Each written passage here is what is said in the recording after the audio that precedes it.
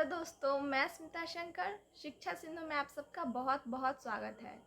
दोस्तों, आज का वीडियो आप सबके लिए बहुत ही इम्पोर्टेंट रहने वाला है, क्योंकि आज के वीडियो में हम जानेंगे कुछ करंट अफेयर्स जो आपके एग्ज़ाम के लिए बहुत ही इम्पोर्टेंट है। तो दोस्तों, आज की क्लास का PDF आपको टेलीग्राम पे शेयर कर दिया जाएगा। अगर आप अभी तक टेलीग्राम ग्रुप नहीं ज्वाइन किए हैं तो नीचे डिस्क्रिप्शन में उसका लिंक है, आप ज्वाइन कर सकते हैं।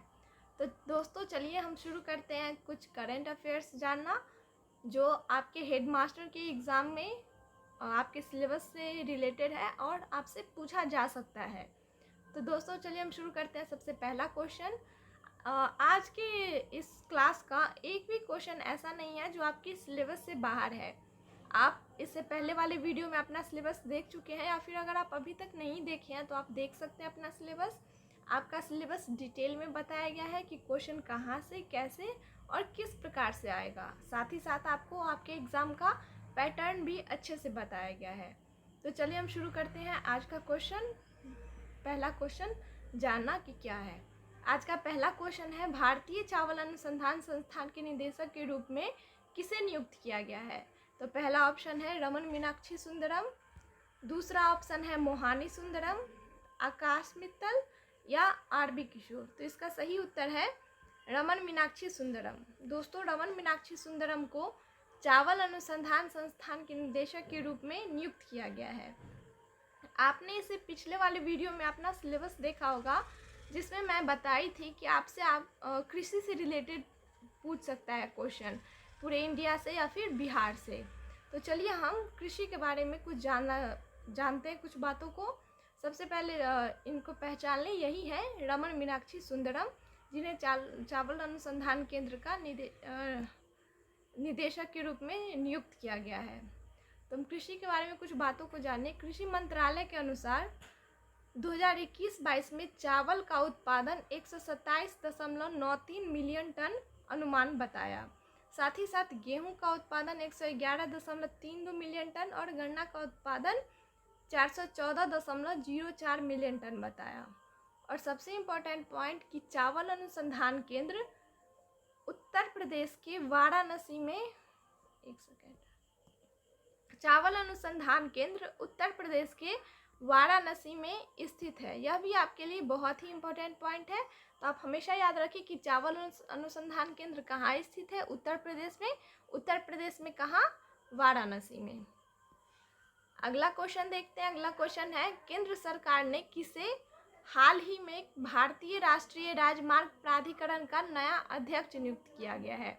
इसका पहला ऑप्शन है वर्षा त्रिपाठी, दूसरा सुमन चौधरी, जूली गौतम या अलका उपाध्याय। तो दोस्तों, इसका सही उत्तर है अलका उपाध्याय। अलका उपाध्याय को केंद्र सरकार ने भारतीय राष्ट्रीय राजमार्ग प्राधिकरण का नया अध्यक्ष नियुक्त किया है। तो चलिए अब हम जानते हैं भारतीय राष्ट्रीय राजमार्ग के बारे में कुछ बातों को जानना कि क्या है, कैसे है। भारतीय राष्ट्रीय राजमार्ग से आपसे ऐसा क्वेश्चन पूछ सकता है कि सबसे लंबा राजमार्ग कौन सा है। तो आप याद रखिए कि NH-44 सबसे लंबा राजमार्ग है। इसकी लंबाई 3745 किलोमीटर है और यह कहाँ से कहाँ है? यह श्रीनगर से कन्याकुमारी है। अगर हम भारत का मैप देखें जो कुछ ऐसा है, तो इसमें श्रीनगर यहाँ है, कन्याकुमारी यहाँ है और श्रीनगर से लेके कन्याकुमारी तक यह राजमार्ग फैला हुआ है जो सबसे लंबा है। इसकी लंबाई 3745 किलोमीटर है। दूसरा पॉइंट आपसे ये पूछ सकता है कि सबसे छोटा राजमार्ग कौन सा है। तो आप आंसर देंगे कि सबसे छोटा मार्ग NH-47 है, जिसकी लंबाई 6 किलोमीटर है और यह एर्नाकुलम से कोची तक है। अगला क्वेश्चन देखते हैं। अगला क्वेश्चन है, हाल ही में कौन सा कैरेबियन देश ब्रिटिश शासन से मुक्त होकर नया गणतंत्र देश बना है। ऑप्शन है जमाइका, बारबाडोस, एंटीगुआ या क्यूबा। तो दोस्तों, इसका सही उत्तर है बारबाडोस। बारबाडोस ही वह कैरेबियन देश है जो ब्रिटिश शासन से मुक्त होकर नया गणतंत्र बना है। तो चलिए अब हम जानते हैं कि बारबाडोस के बारे में कुछ बातों को जानते हैं। बारबाडोस स्थित कहाँ है? इस मैप में आप देख सकते हैं, यह है उत्तरी अमेरिका और यह है दक्षिणी अमेरिका। और इस दोनों के बीच यहाँ उपस्थित है बारबाडोस, यानी उत्तरी अमेरिका और दक्षिणी अमेरिका है यह। और यहाँ पर कैरेबियन सागर है, यहीं पर एक छोटा सा द्वीप बसा हुआ है जहाँ पर बारबाडोस बसा हुआ है। बारबाडोस के बारे में यहाँ वही बात लिखिए जो मैं भी आपको बताई हूँ कि यह दक्षिणी पूर्वी कैरेबियन सागर में एक छोटा सा द्वीप है। बारबाडोस की राजधानी आप याद रखिएगा क्या है, ब्रिजटाउन। इसकी करेंसी है बारबाडोस डॉलर और इसे स्वतंत्रता मिली थी 30 नवंबर 1966 को। तो यह भी आप हमेशा याद रखिएगा, यह भी आपके एग्जाम के लिए बहुत ही इम्पोर्टेंट है। अगला क्वेश्चन है, हाल ही में किसे असम राज्य का सर्वोच्च नागरिक पुरस्कार जिसे असम वैभव कहा जाता है मिला है? ऑप्शन है अमिताभ बच्चन, सोनू सूद, रतन टाटा या मुकेश अंबानी। तो इसका सही उत्तर है रतन टाटा। रतन टाटा को ही असम राज्य का सर्वोच्च नागरिक पुरस्कार यानी असम वैभव मिला है। तो असम के बारे में यहाँ बात आई है, तो असम के बारे में भी हम कुछ बातों को जान ले। जैसे असम में कुल 7 नेशनल पार्क हैं, जिसमें सबसे बड़ा जो नेशनल पार्क है उसका नाम है काजीरंगा नेशनल पार्क। और 8 जून 2021 को रायनोमा और देहिंग 2 नए नेशनल पार्क की स्थापना हुई, यानी 7 नेशनल पार्क है जिसमें छठा है रायनोमा और 7वां है देहिंग, यह भी आप याद रखें। और सबसे बड़ा नेशनल पार्क कौन सा है? Kaziranga national park. चाय के फसल में असम सबसे आगे है, यह भी असम के बारे में एक बहुत ही इम्पोर्टेंट बात है, तो यह भी आप याद रखें। अगला प्रश्न है, प्रतिवर्ष पूरे भारत में राष्ट्रीय प्रदूषण नियंत्रण दिवस कब मनाया जाता है? ऑप्शन 1 दिसंबर को, 2 दिसंबर को, 3 दिसंबर को या फिर 4 दिसंबर को। तो इसका सही उत्तर है 2 दिसंबर को। 2 दिसंबर को पूरे भारत में राष्ट्रीय प्रदूषण नियंत्रण दिवस मनाया जाता है। तो अब बात आती है कि 2 दिसंबर को ही यह क्यों मनाया जाता है? तो इसका कारण यह है कि 1984 में भोपाल गैस की विनाशकारी दुर्घटना के बाद हर साल 2 दिसंबर को राष्ट्रीय प्रदूषण नियंत्रण दिवस मनाया जाता है। दोस्तों, वायु, जल और मिट्टी के बढ़ते प्रदूषण के बारे में जागरूकता बढ़ाने के अलावा यह दिन प्रदूषण नियंत्रण अधिनियम के संबंध में लोगों का ध्यान भी आकर्षित करता है। अगला क्वेश्चन हम देखते हैं। अगला क्वेश्चन है, हाल ही में कौन केंद्रीय अप्रत्यक्ष कर और सीमा शुल्क बोर्ड के नए अध्यक्ष बने हैं? तो यहाँ ऑप्शन है रमन शर्मा, दीपक चौकसी, विवेक जौहरी या फिर आनंद देसाई। तो इसका सही उत्तर है विवेक जौहरी। तो यहाँ पे बात की गई है किसकी? अप्रत्यक्ष कर और सीमा शुल्क की। तो चलिए जानते हैं कि अप्रत्यक्ष कर है क्या।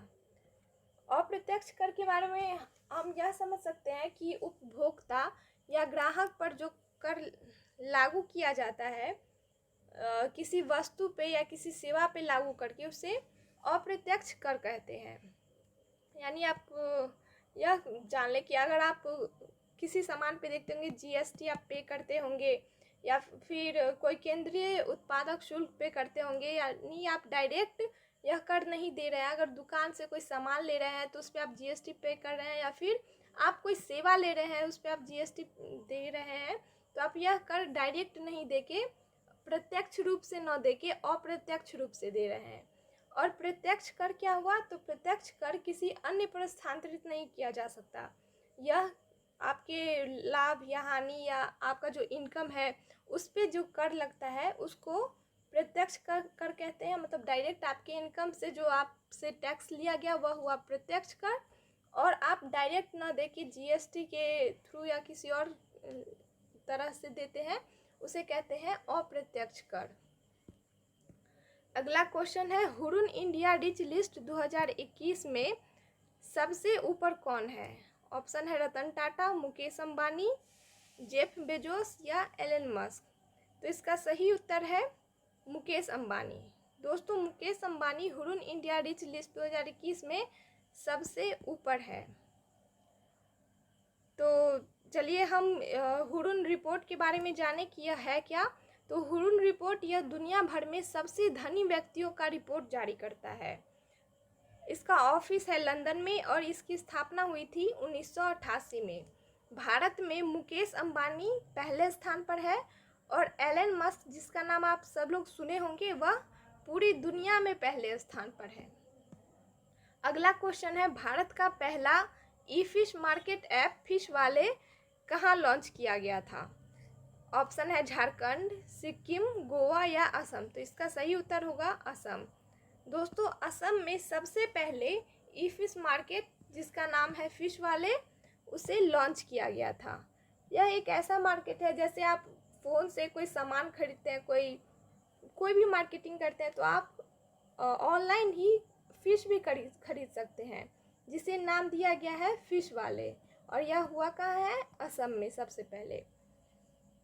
अगला क्वेश्चन है, डिज्नी बायजूस के अर्ली लर्निंग ऐप का वैश्विक ब्रांड एम्बेसडर किसे बनाया गया है? ऑप्शन है नीरज चोपड़ा, शाहरुख खान, आलिया भट्ट, MS धोनी। तो इसका सही उत्तर है नीरज चोपड़ा। दोस्तों, नीरज चोपड़ा को आप सब लोग जानते ही होंगे। अगर नहीं जानते तो चलिए इनके बारे में कुछ बातों को जान लें कि यह कौन है। नीरज चोपड़ा को 2021 में मेजर ध्यानचंद खेल रत्न पुरस्कार से सम्मानित किया गया है। टोक्यो ओलंपिक जो 2021 में हुआ था, उसमें गोल्ड मेडल जीतने वाला भारत का सबसे पहला खिलाड़ी था नीरज चोपड़ा। इसकी उम्र 24 साल। अगला और सबसे लास्ट क्वेश्चन है कि भारत स्पेस स्टेशन कब तक बनाने का घोषणा किया गया है? ऑप्शन है 2024, 2025, 2030 या 2035। तो इसका सही उत्तर है 2030। 2030 में भारत स्पेस स्टेशन का बनाने की घोषणा की गई है। भारत जो यह स्पेस स्टेशन बनाने की घोषणा की है, यह सबसे महंगा प्रोजेक्ट है। इसका खर्च 7 से 12 बिलियन डॉलर है। तो दोस्तों, कैसा लगा आज का यह क्लास? हमें आप कमेंट करके बताएं। अगर कुछ जानना हो, कुछ पूछना हो या फिर कुछ बताना हो तो आप हमें कमेंट करके बता सकते हैं।